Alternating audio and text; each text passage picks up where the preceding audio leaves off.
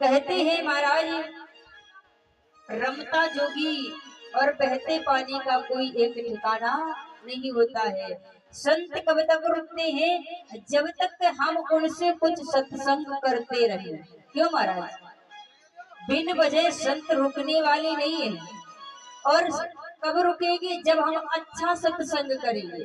तो जो ही पूछा, सर्वप्रथम राजा परीक्षित ने कहा है, प्रभु कृपा करके ये बताइए कि जिस व्यक्ति की मृत्यु निश्चित हो, उसे मालूम हो जाए कि अब हमारी मृत्यु सम्मुख खड़ी है, उसे क्या करना चाहिए।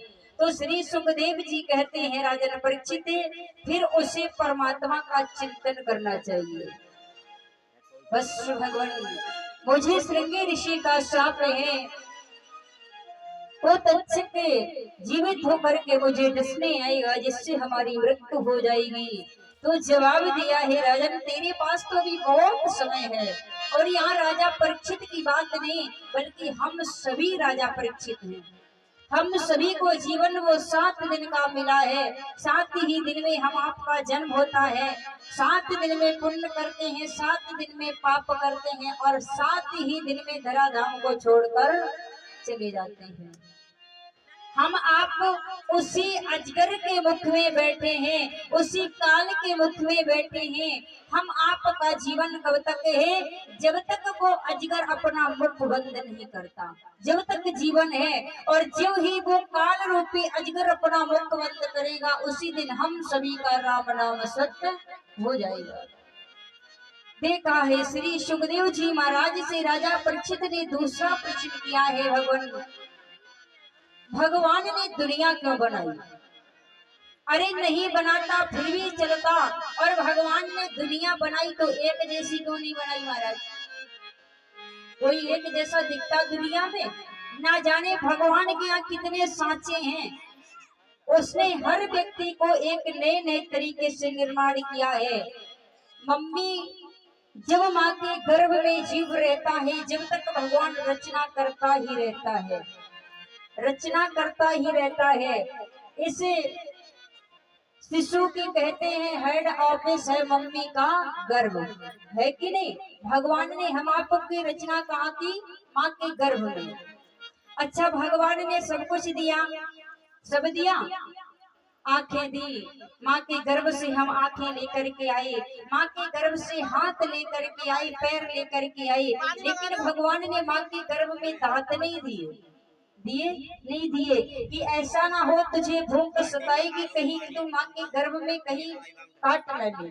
तो दांत नहीं दिए। दांत भगवान ने कहाँ दिए? जब दुनिया में आई। तो महाराज राजा परीक्षित ने पूछा, भगवान ने दुनिया बनाई तो एक जैसी क्यों नहीं बनाई? अरे नहीं बनाता फिर भी चलता। श्री सुखदेव जी कहते, राजन परीक्षित तुम्हारे कहने का मतलब क्या है?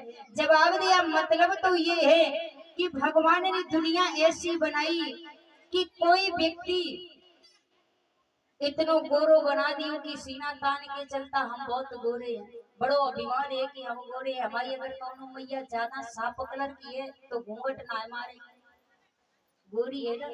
और जो बेचारी कारी है वो सारे दिन क्रीम लगावेगी, हम भी गोरे हो जाए। होता है ऐसा क्यों नहीं परीक्षित महाराज?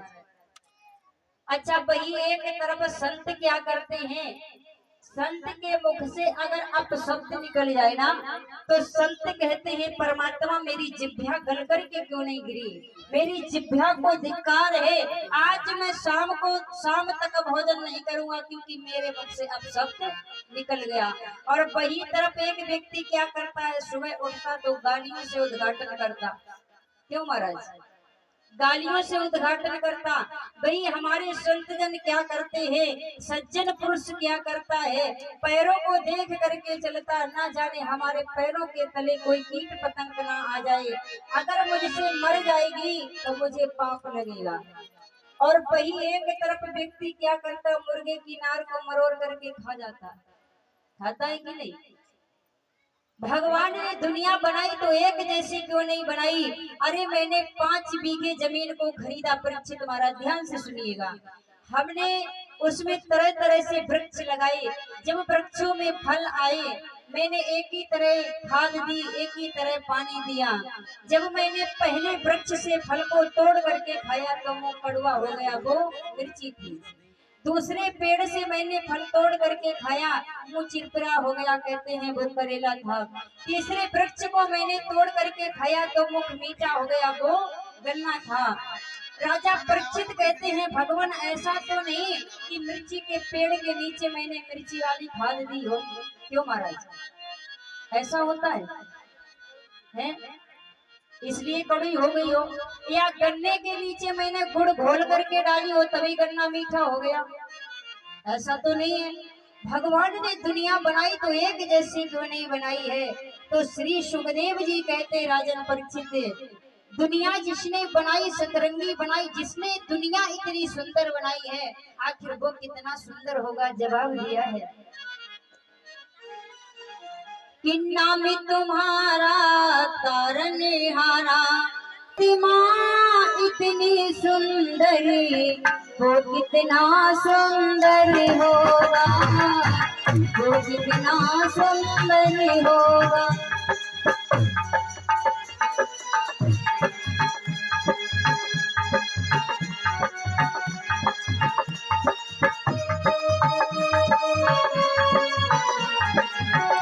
जय हो।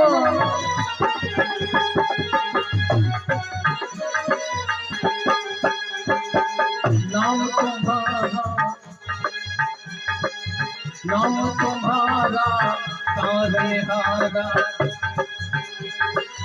नाम तुम्हारा तारनहारा, तब तेरा दर्शन होगा, उसकी प्रतिमा कितनी सुंदर, सुंदर होगा, उसकी प्रतिमा कितनी सुंदर, वो कितना सुंदर।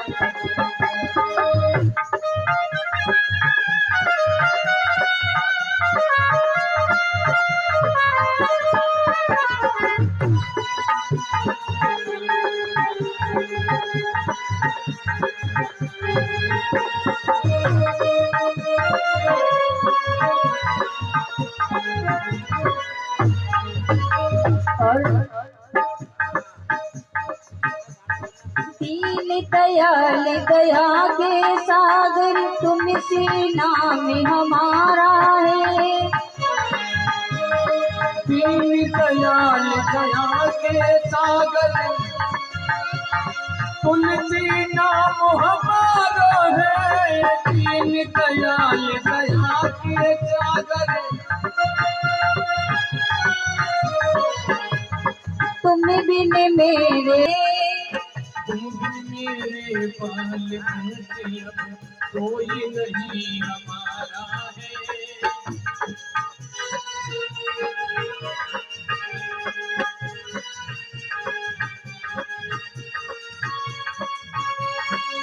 जिसकी प्रतिमा इतनी सुंदर, वो कितना सुंदर होगा, जिसकी प्रतिमा इतनी सुंदर, वो कितना सुंदर होगा।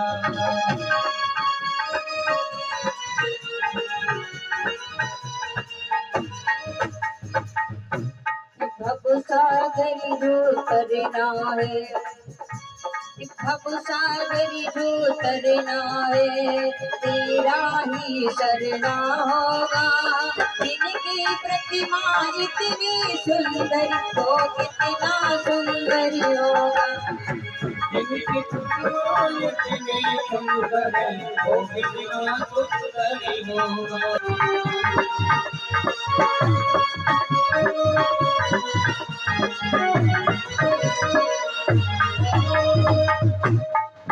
श्री सुखदेव जी कहते हैं राजा परीक्षित, जिसने दुनिया इतनी सुंदर बनाई है, भला वो कितना सुंदर होगा। नाम तुम्हारा तारनहारा, तब तेरा दर्शन होगा। जिनकी प्रतिमा इतनी सुंदर, वो कितना सुंदर होगा। इनकी प्रतिमा इतनी सुंदर वो कितना सुंदर होगा। इनकी प्रतिमा इतनी सुंदर वो कितना सुंदर होगा।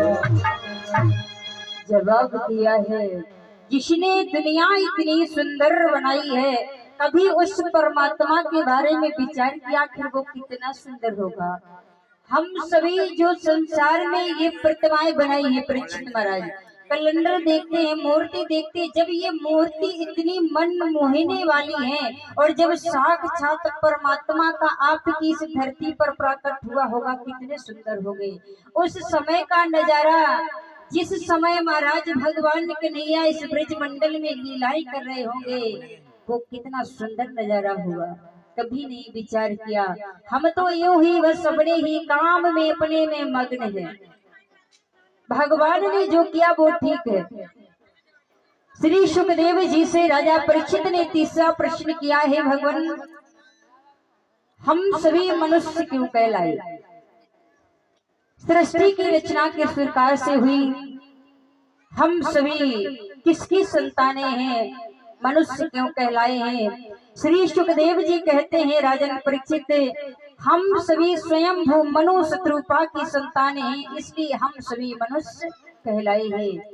अब मानव के वेश में हम कोई जानता नहीं, मदरा के ऊपर महाराज पीते हो, पीछे वाले भैया पीते हो, कई अंगोछा वाले चाचा पीते हो? बिल्कुल ना, ईमानदारी से बोलियो। कई इधर अंगोछा वाले दादा महाराज जी के बगल से बैठते हैं, कबो मदरा पिए ना पी? अच्छा कौन पीता है? हाथ खड़ा करो। पीते हो? हाँ देखो। अच्छा कोई बात नहीं, भक्त तो बड़े अच्छे हैं, एक भी ना पीते। अच्छा भैया कौन कौन सी पीती है? भैया पीती हो? हाँ देखो, हाथ खड़ा करो। अब पीने में कोई बुराई थोड़ी है, हम भी पीते हैं। हाँ ये बुराई नहीं है, पीते तो सभी है। फर्क कितना है, हम भी पीते ही आप भी पीते हो। अच्छा हम आप में अंतर इतना है कि हम सभी को पिलाते पीते हैं और आप पर्दे के आड़ में पीते हो, इतना अंतर है। देखो ये संकोच की बात नहीं है। हम कहते हैं भैया ये पंखा थोड़ा इधर करो, देखो हवा लग रही है।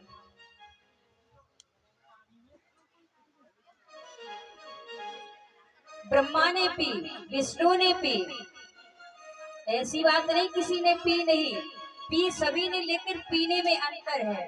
अब कहते हैं जो भगवान शंकर के भक्त हैं वो चिलम लगाते हैं, उनसे पूछो महाराज जी चिलम काहे को पी रहे हो? तो कह रहे हमें समझावे बारे आए हो, जे तो भगवान शंकर ने भांग धतूरा गांजा खूब ही पियो। अरे भैया भगवान शंकर ने तो जहर भी पिया है, जरा तुम भी दो घूंट पी के देखो। कभी विचार किया? भगवान शंकर ने जहर पान किया है, अरे तू भी थोड़ा पी ले। क्यों महाराज? यानी कि जब कोई काम भगवान शंकर ने या भगवान ने जो काम किया है, जो समझने वाला है हम खुद कर लेते हैं, और जो हमारे बस की बात नहीं है ना तो कोष्टक में बंद कर दिया। भैया ये हमारे बस की बात नहीं, अपन थोड़ी कर सकते हैं, वो तो भगवान है, तो भगवान हो गए। और बाकी तुम जो करो स्वयं तो अच्छा है, तो भगवान ने कुछ नहीं किया। जब अच्छा काम करो तो मैंने किया, और अगर धोखे से महाराज हाथों से गैया मर जाए तो क्या कहेंगे? हमने थोड़ी मारी, भगवान को यही मंजूर था, तो हमसे गलती नहीं हुई। श्री सुखदेव जी कहते राजन परीक्षित ये मानव कुछ दिखावा ज्यादा करता है। जिस माता पिता के राज में हम सभी राज कर रहे हैं परीक्षित महाराज, माता पिता ने मुझे सुंदर तन दिया है, भगवान की कृपा से सुंदर तन पा करके आए हैं। और जब माता पिता का देहांत हो जाए तो गंगा में देखो 4-4 डुबकी लगाओ, लगाते हो कि नहीं? कहते हैं कि छोड़ देते, जब लाश से हाथ लगाता है तो गंगा कूद कूद कर नहाता है और बेजुबान पक्षी को घर में पटक कर खाता है। ये मानव की दशा है। छोड़ देते हो भोजन की थाली, छोड़ देते हो भोजन की थाली, जिसमें एक बाल होता है, फिर क्यों खाता अंडा जिसमें एक माँ का लाल होता है। होता है कि नहीं? यहाँ तो बहुत अच्छे भक्त हैं, बहुत अच्छे, जितनी तारीफ करें कम है। अगर मैं पत्रकार होती ना तो सबसे पहले जाई गांव की खबर छाप। बहुत अच्छे हैं। तो महाराज एक समय क्या हुआ, एक बात बताऊं। एक जैसे आपका जी गांव है, ऐसे गांव में एक नेताजी आए। नेताजी को मतलब जानते हो, वोट मांगने वाले। तो जैसे आए तो अब नेताजी को काम ऐसा होता भैया कि जीतता कोई और है और राजगद्दी चलाता कोई और है। नेताजी को मालूम बनाई कि आखिर जी राजगद्दी चलाई कैसे जाती है। नेताजी आए, अब जैसे ही गांव में घुसे तो हमारे ऐसे जे भैया दादा लोग सब पहुंचे, हमारी जैसी मातारी बहनें पहुंची। तो नेताजी ने कहा कि देखो, एक बार हमें वोट दे करके तुम विजय बनाओ, फिर जब हमारी जीत हो जाएगी तो तुम्हारे गांव का नक्शा बदल दूंगा। तो सब गांव वाले कहने लगे भैया क्या करोगे? बोले देखो, अगर तुम्हारे गांव में पानी की परेशानी है तो मैं घर घर हैंडपंप लगवा दूंगा। सभी कहने लगे भैया पानी की व्यवस्था तो भरपूर है, पानी की कोई जरूरत ना है। फिर क्या है? कहने लगे तुम्हारे गांव की सड़कें बनवा दूंगा। जवाब दिया भैया सड़कें तो अब ही पक्की हुई है, काय को तोड़वाओगे? सड़कन की कोई कमी नहीं है। फिर बोले नेताजी से गांव वाले कहने लगे भैया एक कमी है। नेताजी कहने लगे बताओ क्या कमी है? गांव वाले कहने लगे भैया हमारे यहाँ गांव की जो शमशान भूमि है, शमशान भूमि जानते हो, जो शमशान भूमि है वो थोड़ी कम है, उसको बढ़वा दो। अब नेताजी को मालूम नहीं कि शमशान भूमि होती क्या है। नेताजी कहने लगे तुम चिंता मत करो, अब की बार तुम हमें वोट दो, जब मैं जीत जाऊंगा तुम शमशान भूमि बढ़वाने की बात करते हो, मैं घर घर में शमशान भूमि बनवा दूंगी। तो महाराज ऐसो नेता को चयन ना करियो। हाँ, और नेताजी ने कहा घर घर में शमशान भूमि बनवाई, हम खुद ही बना लेते हैं। मुर्गा को लाए, मरा हुआ होता है और घर में बना के खा रहे। गलत है कि नहीं? क्यों परिचित महाराज? हाँ, तो ऐसा नेता नहीं चाहिए। नेता कैसा चाहिए? भगवान शंकर की तरह। दूसरों का भला करने के लिए भगवान शंकर ने स्वयं विस्थापन कर लिया। श्री सुखदेव जी से पूछा है कि भगवान हम सभी मनुष्य क्यों कहलाए? तो जवाब दिया हम सभी स्वयं मनुष्य रूपा की संतानें हैं। इस धरा धाम पर महाराज, इस मृत्यु लोक में पहले कुछ नहीं था, पहले कुछ भी नहीं था। सबसे पहले इस धरती पर जगह जगह पर महाराज कहीं शिकर, कहीं तालाबों, कहीं नदियां, कहीं वृक्ष उत्पन्न किए हैं भगवान की माया से। और इससे सर्वप्रथम इस धराधाम पर आदि शक्ति का प्रकट हुआ। आदि शक्ति जो ही आई है तो आदि शक्ति ने सर्वप्रथम महाराज ब्रह्मा जी को उत्पन्न किया। ब्रह्मा जी से कहा हे ब्रह्मदेव तुम हमारे साथ विवाह करो। ब्रह्मा जी कहते हैं अरे भैया तू तो मेरी माँ है, तूने मुझे प्रकट किया, तू मेरी माँ हुई, भला मैं तुझसे कैसे विवाह कर लूं? अरे कोई पुत्र कभी अपनी माँ के साथ विवाह करेगा क्या? मैया कहने लगी ठीक है तू नहीं कर सकता, कोई बात नहीं। उसके बाद में आदि शक्ति ने विष्णु को उत्पन्न किया है। जब विष्णु को उत्पन्न किया तो विष्णु से कहा कि मेरे साथ विवाह कर लो, तो विष्णु ने भी मना कर दिया। विष्णु कहते हैं जगत जननी जगदम्बा तू मेरी माँ है और मैं तेरा बेटा हूँ, मैं तेरे से तो विवाह नहीं कर सकता हूँ। आज शक्ति को क्रोध आया है। शक्ति कहती है अगर तुम दोनों मेरे साथ विवाह नहीं करोगे तो मैं तुम्हें अभी जला करके भस्म कर दूंगी। ब्रह्मा जी कहते हैं, विष्णु कहते हैं, मैया एक बार नहीं चाहे तो मुझे 100 बार भस्म कर दे, लेकिन मैं माँ से कभी विवाह नहीं करूंगा। मैया शक्ति ने आज क्या किया, मस्तक पर जो तीसरा नेत्र है, उस तीसरे नेत्र को ज्यों ही खोला तो आज ब्रह्मा विष्णु जल करके खत्म हो गए। ज्यों ही खत्म हुए, मैया ने विचार किया अब क्या करें, तो फिर उस आदि शक्ति ने भगवान शंकर को प्रकट किया है। भगवान शंकर को जो ही प्रकट किया है, भगवान शंकर से कहा आदि शक्ति ने मेरे साथ विवाह करो। शंकर जी कहते हैं ठीक है माँ, मैं तेरे साथ विवाह करने के लिए तैयार हूँ, लेकिन तुझसे हमारी 2 शर्तें हैं। अगर तू 2 शर्त स्वीकार करेगी तो मैं तेरी शर्त स्वीकार करूंगा, तो मेरी 2 बात मान ले, मैं तेरे साथ विवाह कर लूंगा। आदि शक्ति कहने लगी बताओ क्या शर्त है। जवाब दिया है देख शक्ति, मैं तेरे से विवाह करूंगा। सर्वप्रथम हमारी शर्त ये है, जो तेरे मस्तक पर ये तीसरा नेत्र है वो मुझे दे दे। भगवान शंकर ने आदि शक्ति से तीसरा नेत्र ले लिया। जो भगवान शंकर के मस्तक पर जो तीसरा नेत्र है वो आदि शक्ति का दिया हुआ है। जो ही भगवान शंकर ने तीसरा नेत्र ले लिया, शक्ति कहती है अब मेरे से विवाह कर लो। भगवान शंकर कहते हैं देख रही शक्ति, तूने ब्रह्मा विष्णु को नष्ट कर दिया है, उन्हें दोनों को तू जीवन दान दे दे, मेरी दूसरी शर्त तुझसे ये है। शक्ति कहती है ठीक है, फिर तू मेरे से विवाह करेगा। जवाब दिया हाँ।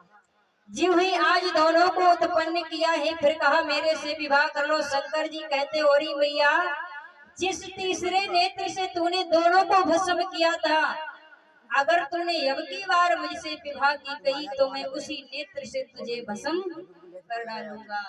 शक्ति कहती है अरे शंकर, तू तो देवताओं का सरदार निकला, धोखा दे के नैना ले लो दगाबाज निकला। तूने धोखे से मुझसे तीसरा नेत्र ले लिया, आज शक्ति मुंह फेर करके चली है। इस प्रकार से ब्रह्मा विष्णु महेश का प्रकट हुआ। इधर कहते हैं जब मैया मुख फेर करके आदि शक्ति चली है, तो इधर भगवान जो ब्रह्मा है, ब्रह्मा पीछे पीछे जाते हैं तो विलीन हो जाते हैं। विष्णु भगवान आज एक पत्ते पर प्रकट जब किया है, तो विष्णु की नाभ से कमल